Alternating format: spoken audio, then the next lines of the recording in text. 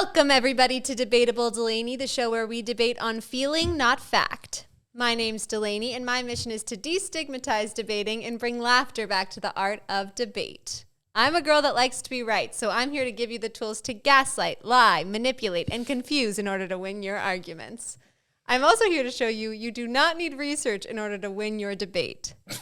Today, I'm joined by my friend Matt as we debate if you can date your friend's ex. I mean, that's debatable. Now that's debatable. Welcome back, Matt. Thanks for having me, Delaney. Of course. Really appreciate it. My pleasure. Today, we're bringing back the long-form debate, so I'm extremely excited. Very excited. We've got some spicy topics headed your way. We've been doing a lot of drafts and a lot of stuff that's not that controversial. I think we just wanted to ease our listener base in. But now we're about to hit you with some controversial opinions, a long form debate, really what you came here for. So I'm excited. Exactly. Should we get into it? Yeah. So I will be playing devil's advocate. So just know that. Or maybe just stick by your opinions. This is how you really feel. Any opinions that I say today may or may not be true. So, well, don't just disclaim for you. I want a disclaimer too. Okay, so just since we've done so many drafts, I'll talk you guys through exactly how this is gonna go.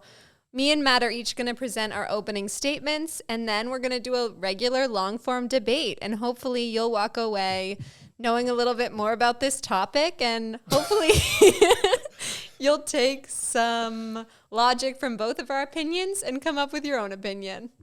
Yeah, I mean, we're clearly the experts here, so clearly start taking notes. Perfect. Okay, do you want to start with your opening statement? Sure. Let's see here. I think it's never okay to date a friend's ex because it shows a lack of consideration for the friendship and creates a competitive dynamic that you just can't come back from. Interesting. That's valid. Okay. Mine's really short and sweet and a little bit cliche, but once you hear all my points, it's going to be extremely strong. I believe that you can date a friend's ex because all is fair in love and war. That's it? Life is like The Bachelor. We're not here to make friends. Okay. All right. I mean, do you want to go with your first point, or should I here? I'll just come at you with a very obvious one. Okay. I mean, it just shows a very significant lack of consideration for your friend. Mm. That's great if all's fair in love and war. Yeah. But clearly, you just didn't really care about that friend in the first place. If you're just willing to go behind their back and really stab them through the back and into the heart. I actually couldn't disagree more. I think that imitation is the most sincere form of flattery. And by dating your friend's ex, you're showing how much you respect their opinion. Oh, yeah. You respect their taste in men or women so much that you want what they wanted. So, that poses a few questions here. Okay. So, first of all, it's interesting that you would focus on the fact that you're imitating them. Yeah. But wouldn't imitating them also be breaking up with that person? Wouldn't the friend need to have broken up with the person in order for you to feel comfortable? Or oh my God, we're already at the point of debate where you're getting extremely literal. No, Matt. Imitation doesn't mean you need to do everything they do. It's just it's like Regina George said. Or it's like Katie Heron has said, Regina wore cargo sweatpants, so I wore cargo sweatpants. It's just doing what that person did. And honestly, I respect my friends so much, and I really respect their taste in men, that why not work smarter, not harder? They've already found these great men. I should just shop in their hand-me-downs. I guess that's somewhat fair, but I think it's also what if they broke up with the person and then you realize, or that's them saying that this person actually isn't good enough. So I feel like your argument only makes sense if the other person broke up with them. Right. Well, I'm So- a humble gal. Like, some of my friends are better than I am, so they might not have been a great fit for them, Got but they it. could be perfect for me. But it's like that significant other can fall far enough, and then they're just grasping for the last boughs of the tree before they hit the ground, and that's you. Right. Got it. Okay. but but also, like, doesn't that also kind of show that you just don't really care about that friend? Like, sure, I'm sure that there's some flattery, but then that's kind of awkward that, like, you would have to go out to the bars and, like, you couldn't go out with that friend and bring your new boyfriend along, right? Yeah. Like, that's extremely awkward. I mean, Right. and then that kind of brings into question here, and the second portion of my point is that the real issue is that you're in constant competition Right. with your friend now. Right. Like, okay, that's great. Maybe if you know your lane, you know your place at the bottom of the social pyramid, and you're just catching the scraps from your friends. Yeah. But what if, there's some competition there? Like, Yeah. for guys, at least your dicks are always intertwined, right? Because someone has to be a winner and someone has to be a loser. Yeah. Like, someone has to be the best at sex. Someone has to be the best boyfriend. Ooh. Like, right? Like, that's... That could make for some really spicy truth or dare sessions, some spicy drinking games. No, Did you have some examples for that? I understand what you're saying, and I see you, I hear you. I think that it does call into question, like, there are so many different scenarios. Like, how long are you waiting to date the ex? That's fair, but Like, if someone has been dumped someone like 2 years ago, like, I don't know. If they're still hung up on this, then, like, there could be bigger issues here. yeah, I guess that's part of the point. Like, within 2 years, I mean, I think you should be over it at that point, but Yeah. some people aren't. And, I mean, still, like, you have the competition issue. Like, every time you see your friend, you're either going to give them that look like, yeah, no, I got it, and you don't, or you're going to feel, like, intimidated because your new significant other is going to be like, damn, like, Yeah. Mia used to do all this shit, and you don't really do that. Well, riddle me this. I think that the best way to think about this is just thinking about high school. Because in high school, you're fishing in such a small pond. Mm-hmm. We went to a private school, less than 100 people Per grade. per grade. And so you just generally don't have that many options. So you're generally going to be, like, attracted to or into the same people as your friends. What are your thoughts on that? One of my points, which actually flows perfectly here, so I'll just say it, is that I think that if you're a person that's like, you should never date your friend's exes, then I think you're a person that, like, believes in dibs, which I think is absurd. It's like, Dibs? just No, because that's- you were the first person to, like, make a move, then I can never be with that person. Well, I mean, obviously, I'll tell you the rules of dibs, Delaney. If somebody hypothetically sees somebody at a bar or wherever, Yeah. and you're like, oh, I'm going to go talk to that person. Yeah. Like, that's somewhat dibs. But obviously, there's a statute of limitations, Yeah. right? So, sure, maybe you can have dibs Yeah. for the night, but it depends on, like, where you see the person. If it's in your friend group, then maybe there's dibs for a little longer. But there's a statute of limitations, and if you don't make a move, then it's up. Then it's fair game. It goes back into the open pool. I hate dibs. I think dibs is disgusting. And I think dibs actually rewards the biggest assholes because, like, let's take me, for example. You might not guess this from my blunt and confident attitude now. But in high school, I was, like, definitely way more timid. And so these girls would come up to me and be like, just so you know, I call dibs on this person, this person. I'm like, oh my God, like, I haven't even kissed a boy yet. And now all of the people that I potentially think are attractive, people have called dibs on? Like, what is this blasphemy? I mean, And you're not even taking into account what the person you called dibs would have wanted.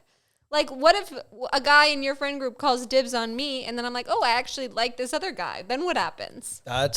that's why the statute of limitations is so important. Like, if you don't make a move, and if it's very clear that the person doesn't like you, then it's just that person goes back into the pool that anyone can claim from. Okay, but riddle me this. Like, let's say... I think you should re-examine your friends. Is kind of what I'm getting at. You've dickish friends that are just clinging past the statute of limitations, illegally claiming these men. And honestly, I think if you took them to Dibs court, I think that you'd have a strong case and you could probably win. Thank you. But okay, riddle me this, because... Is that your phrase of the day? Riddle me this? What if, let's say that you're out with 5 guys. Sure. And one of them calls dibs on me. And I'm like, he's cute, but I'm really interested in a different guy. So let's say that the guy that has dibs on me is called Tom, and the guy that I'm interested in is called Chad.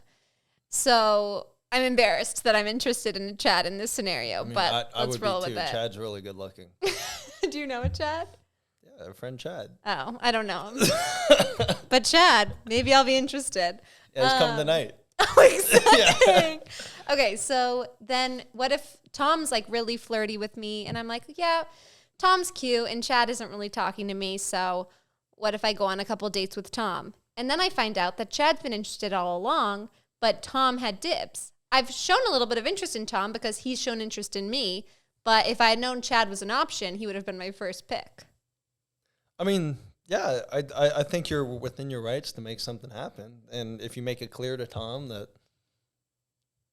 you don't like him and you like Chad better, I think that that's fine. Yeah. But still, that's different than actually dating. An ex. Yeah, and yeah, exactly, an ex. Like that doesn't bring, like dibs only counts when it's like a new person. Yeah. Or maybe it's somebody in the friend group that you have a crush on or something like that. But once you've dated, and I'm not exactly sure what the cutoff is for months, right, or years that you've dated where it's like not okay. But it's just at a certain point everyone knows, and it goes without saying, and you just can't you can't step over those bounds because it just shows that like you clearly don't care about your friends' friendship and feelings that much, and or maybe even worse, like you're trying to show them up. No. And also, what if you like just were you just thirsty? Were you just thirsty for the significant other? Yeah. The whole time? Yes. I feel like that's an issue. Like that brings up issues with your friends. The reason I brought up the dibs was because like what if you're interested in the person and then your friend starts dating them and then they break up and you've been interested in that person all along? I mean, is it just because you came second that you can't date them? Kind of, yeah. Like that seems unfair. I disagree. Just because I mean, just think about that. Like your significant other, just think about the logistics of this. Okay. Your significant other is constantly going to be comparing the two of you. Like that's got to be uncomfortable. Like you have to think about like, oh, like did my friend do it better? Did my friend do X, Y, and Z? And you're constantly comparing yourself. So that's you a crazy clearly, mindset to have. So then basically what you're saying, and is that crazy? I mean, I think that's very natural. And basically what you're saying is that you like these men more than you like your friends. And if that's your contention, if you like dick more than you like your friends, then I mean, sure, like get on this podcast and say that with your chest. But I mean, I personally think I have some great friends. Yeah. Maybe you included, maybe not so after this after this podcast, but stay away from my exes, man. I mean, I guess you did have some pretty attractive ones, so right? Yeah. I mean, I'm definitely down to date all of your exes. Yeah, I mean, I hear what you're saying, but like, first of all, I love my friends so much, and I really respect them all. When it comes to like finding the one or the person, I think that you're right in the sense of like, if I was known for like constantly dating my friends' exes, like that's a huge problem and no one would want to be friends with me. But when you find the right person, like it doesn't matter what the situation is, like you have to go for it.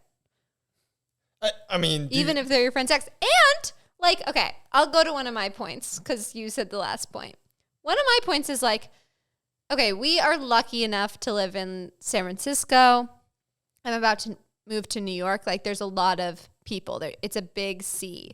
But most people meet people through friends, like at parties and pre-games and stuff like that. And so the chances that someone at the party has already hooked up with that person or dated that person is extremely high.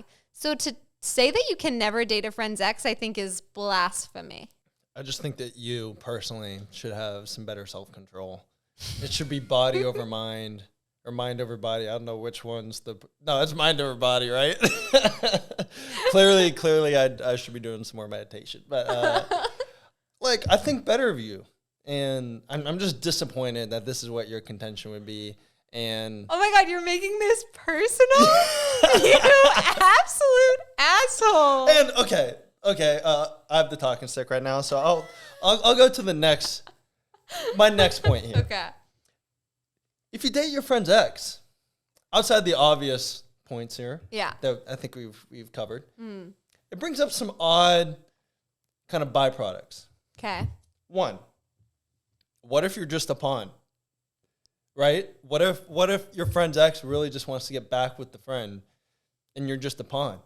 Like there's a very high chance that this guy or girl or whoever is just trying to fuck you to get back at your friend.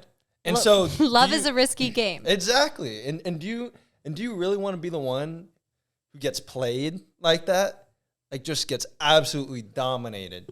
Do you want to be the one that's constantly nervous you're going to get played so you never really put yourself out there? That's really existential. I mean, that's kind of why I go to therapy, right? Like I need to take more risk, and we've talked about this, Delaney. Like it's just really hurtful that you bring this Maybe up. you should try dating more of your friends' exes. No, I'm perfectly happy with the girl I'm with. I'm good. I don't think that's the problem here. What was your point again? I forgot. Well, you were about to list things. Oh, right. So you can move on to your second. Yeah, no, exactly. So one, you don't know if you're a pawn right. of your friend's ex here. Right. And I think that one, you'd be significantly played, absolutely dominated. And two, like, do you really want to be the one who got played and is allowing this person to play your friend? Right. So that's a double play, right? And in baseball, that's 2 outs. That's 2 out of 3 outs. Like that's pretty significant. That's not 1 out. That's 2 outs. And and on top of that, it also begs the question, like, are you really dating this person for them, or maybe are you into your friend? And it's like this is the closest you can get to be with your friend. And it's like a power play for that. And then in that case, it's just like, maybe y'all should just stop and just hook up. Okay, I hear your points, and I'm actually going to use your points for my argument. So thank you. And I do think that Matt's checklist, when you're deciding if you should date someone's ex, you should go through that checklist and say, like, okay, am I in love with my friend? No, if it's no, then you can proceed to the next one. Okay, do I think he's playing me as a pawn? If that's no, then you can proceed accordingly. Like, I think those are great checklist items to go through. The reason I think that dating your friend's ex is so valuable is valuable.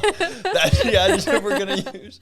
Is because you've gotten to know them so well without having the temptation of sex on the table. So you've really gotten to know them as a person without the flirting and the bullshit that comes from when you're dating someone. Don't lie. If there, that there's temptation of sex. If you wanted to date their friend or your friend's ex after they finish dating, you know that you were thirsty for them the whole time. Like, don't lie, Delaney. But they don't. So like you've gotten to know maybe the they real were. them. Maybe you were the hot friend, and he was like, damn, like I'm really just trying to get to Delaney, or like I wanted to get to Delaney or something like that. Yeah. Like that. I mean, that's a problem. That's possible, but it's also possible that your friend was happy with the boyfriend, and then like afterwards, I figured out like, oh my God, I've had so much fun with him this whole time, and like I felt so seen, and now I want to date him. Well, I think the other issue here is you said that my checklist was like great, but you just go through it and then you figure out if you're the right person, if you have the right health to go forward with dating your friend's ex. But I think that requires a level of sophistication and intelligence that most people don't have, and certainly most people listening to this podcast don't have. and I think that these are like this isn't a checklist for you to go through. This is guidelines for just like, hey, like you aren't smart enough to figure this out. Yeah. Like just keep your distance. Know that, like, right, just knowing what you don't know, like, makes you smart. It makes you intelligent. Like I'm not a smart person, but I recognize that I don't know a lot of things, and I just stay within the structure of what I do know and what I can control. I think that's a horrible mindset. You need to take risks in your life, and maybe some of them will fail, maybe you'll hurt people's feelings, and you're going to learn from all of those mistakes. I'm trying to help your listeners out here. Right? Me like too. people are not smart enough to figure out, like there's manipulative people out there who are playing hearts, playing people, playing games. And it's just relate. Just stay in your lane. Like if you're one of those sociopaths who are manipulative and you're playing people, you know what, more power to you. Yeah. Like get your money, be like the Tinder swindler. Get your $10,000 a month. Hook up with all your friends' exes. Yeah. Play everybody. But unless you're the Tinder swindler, unless you're able to get 10,000 kroner a month from different people, like you shouldn't. This is for advanced players only, and you should just stay in the kiddie pool, in the sandbox. I think my listeners are advanced players, so how dare you? Okay, I'll move on to my next point. Let me hear it. I think that when we're growing up, we look to books, we look to TV shows, we look to movies in order to understand romance, in order to mature as adults. And a lot of the content that I was fed as a middle schooler, high schooler, really ingrained in me that it's totally normal and fine to date your friend's exes. I mean, pretty much every like TV what? show. Gossip Girl. I've never seen that. Oh my God. In Gossip Girl, they all date each other. Like, it's basically a revolving door of just like switch partners. Euphoria.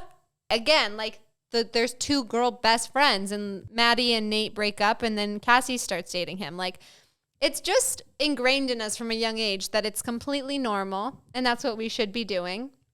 And so I'm sorry if you hate the game, but I'm just a player trying to figure out this crazy game we call life, and that's what I'm being taught. Again, I think this goes back to my previous point. Like, if you're if you're changing your behavior based on what you see on a screen, I mean, that just proves that you're not smart enough to play in this game here. And you should just stick in your lane, not get with your friend's exes. Like, that's just wild to me that, like, it's clearly exaggeration. It's clearly for the drama. Yeah. And intelligent people would recognize that this is for shock value. This is to capture eyeballs. This isn't really what leads to a happy and healthy life.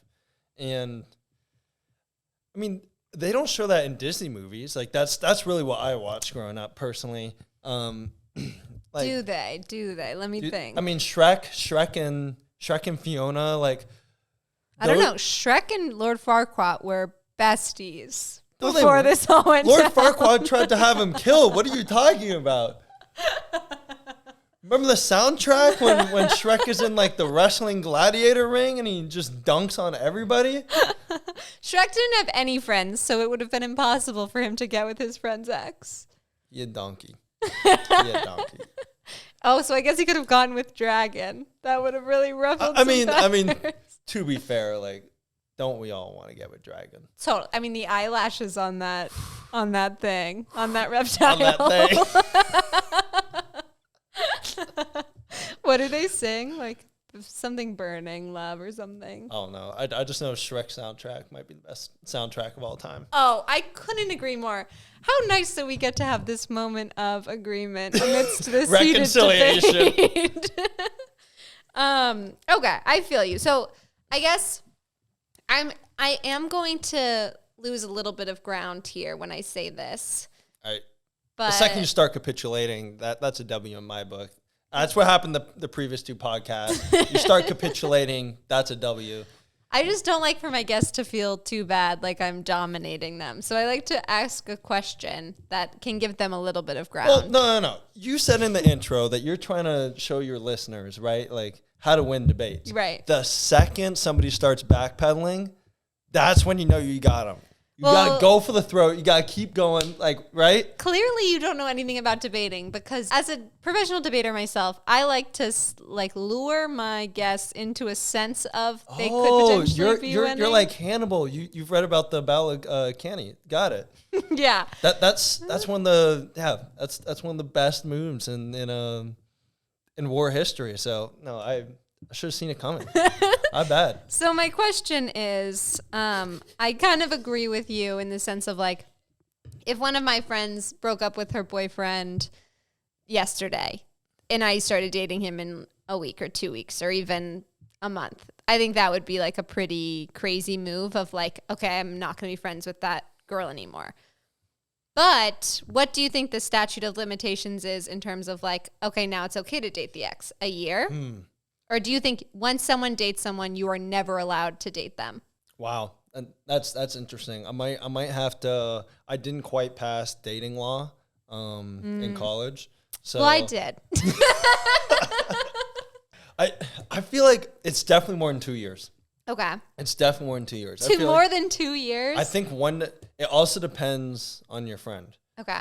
And it depends on the situation. Yeah. It depends. Like it's like dependent if they're on a lot dating of things. someone else. Well, no, because a lot of these people still have feelings. Like a lot of these people like still get caught up in stuff, and so you know your friend best, and you know if like they're still caught up in it, and more importantly, if the significant other, this ex significant other, is caught up in it. Yeah, you have to be street smart in order to date your friend's ex. Yeah, you definitely do. Like you got to be savvy. Tread lightly. Okay, so like another question I have for you is like kind of along the lines of what I was saying about your friends having great taste.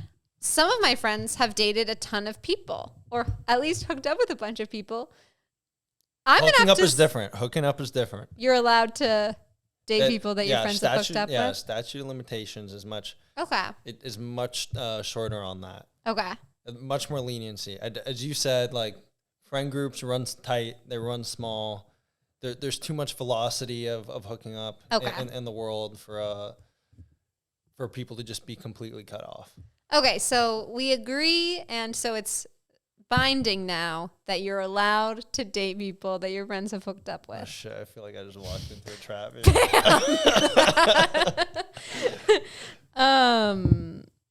Okay, yeah, I mean, I think that what it really comes down to is obviously it's tougher to date your friend's ex like within the first 6 months of them breaking up.